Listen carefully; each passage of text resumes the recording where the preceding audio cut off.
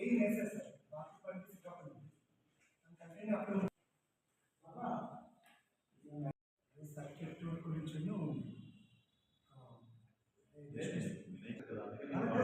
వారికి నేను రివ్యూ చేయడానికి అవసరమే రావాలి. మనకి సిఎస్ఆర్ కాన్సెప్ట్ ఇస్తున్నారు.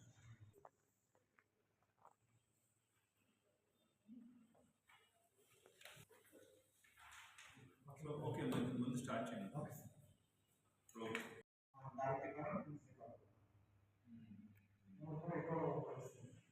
ఇది చేస్తే మనకి స్టూడెంట్స్ క్లాస్ ప్రపోజల్ సబ్మిట్ చేశారు.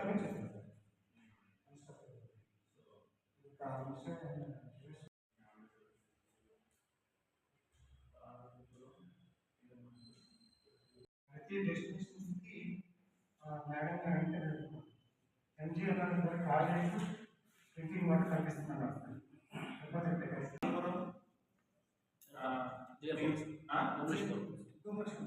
అంటే కుమ్మలక్ష్మీపురం వచ్చేసి దానికి సాడూరు పార్వతీపురం చూడాలి. గుమ్మలక్ష్మీపురంకి అది ఫారెస్ట్ ఏరియా ఎక్కువ ఫారెస్ట్ ఏరియా ఎక్కువ ఫారెస్ట్ ఏరియా అయితే మీరు అదని మీరు యాడ్ చేస్తారు. అఫ్కోర్స్ మీరు కూడా ఉంటారు ఇందులో మెంబర్గా. ఓకే పీఓఐటీడీఎస్ కంపేట పార్వతీపురం డిఎఫ్ఓ కూడా ఉంటారు రెండో కమిటీలో.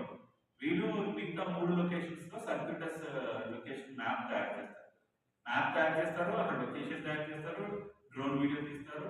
అండ్ ఇక్కడ ఏం చేస్తారంటే ఆ లొకేషన్ ఏంటి, ఆ లొకేషన్ పేరు, దానికి రోడ్ కనెక్టివిటీ ఉందా లేదా, ఫస్ట్ పాయింట్.